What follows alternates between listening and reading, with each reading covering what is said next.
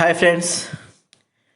ఈరోజు మనమైతే game changer movie review గురించి అయితే మాట్లాడబోతున్నాము. ఈ సినిమా నేను మార్నింగ్ బెనిఫిట్ షోకి అయితే వెళ్ళడం జరిగింది. థియేటర్ మొత్తం హౌస్ఫుల్ అండి. మెగా ఫ్యాన్స్తో థియేటర్ మొత్తం హౌస్ఫుల్. సినిమా మాత్రం నాకైతే చాలా బాగా నచ్చిందండి.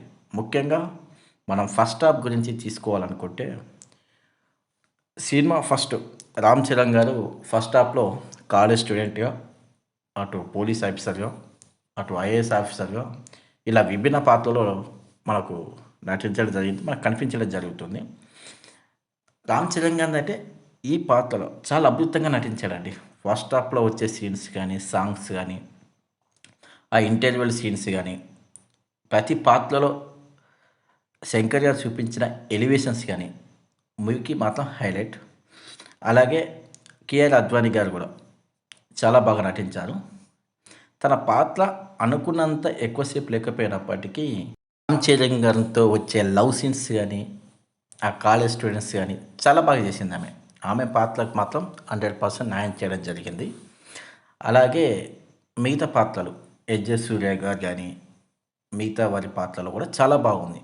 అలాగే పాటలు.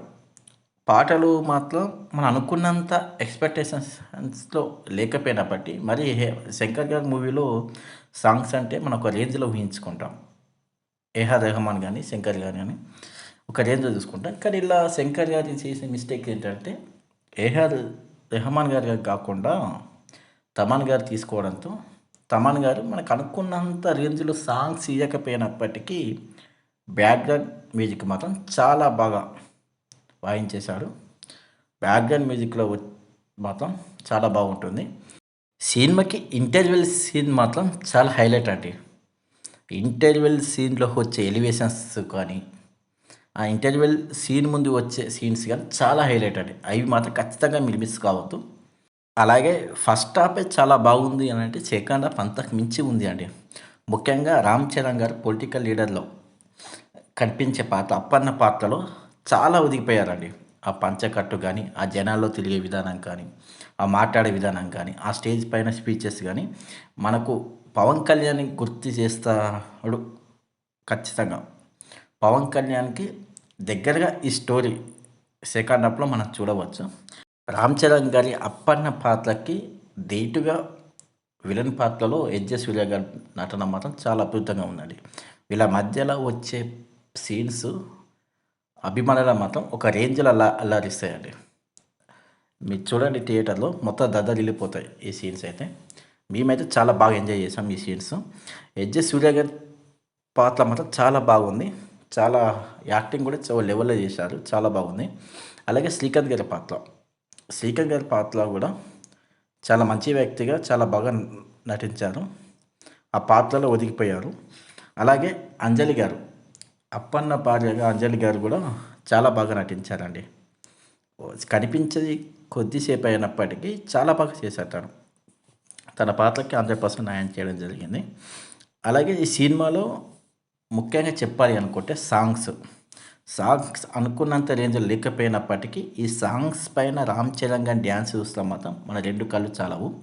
ముఖ్యంగా 'జరగండి జరగండి జరగండిను మచ్చా మచ్చా' అనే సాంగ్స్ పైన డ్యాన్స్ మాత్రం ఓ లెవెల్‌లో ఉంటుంది. జానీ మాస్టర్ కొరియోగ్రాఫ్ చేసిన సాంగ్ మాత్రం చాలా బాగుంటుందండి. చాలా బాగా ఎంజాయ్ చేస్తారు ఫ్యాన్స్. ఇక చివరిగా గురించి ఒక మాటలో చెప్పాలి అనంటే ఈ సినిమాకి ప్లస్ పాయింట్ రామ్ చరణ్ అండి. రామ్ చరణ్ గారిది వన్ మ్యాన్ షో. అతని 4 రకాలైన పాత్రలు చాలా బాగా నటించారు. అతనికి తగ్గట్టుగా ఎస్‌జే సూర్య గారు చాలా బాగా యాక్టింగ్ చేయడం జరిగింది.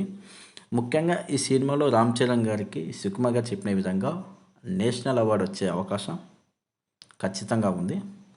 శ్రీకాంత్ గారి పాత్ర కూడా చాలా బాగుంటుంది. శంకర్ గారి డైరెక్షన్ కూడా చాలా బాగుంది. ఈ సినిమాకి మైనస్ పాయింట్ తీసుకుంటే స్టోరీలో కొత్తదనం లేకపోవడము. ఇంకోటి తమన్ గారి మ్యూజిక్.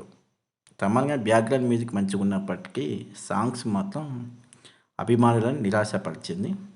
అలాగే ఈ సినిమా మెగా ఫ్యాన్స్‌కి మాత్రం పండగ. ప్రతి సాధారణ సగటు ప్రేక్షకుడు కూడా సినిమా చూసే విధంగా ఉంది. ఫ్యామిలీ ఆడియన్స్ కూడా వెళ్ళి చూసే విధంగానే మూవీ ఉంది. మూవీ మాత్రం చాలా బాగా ఉంది.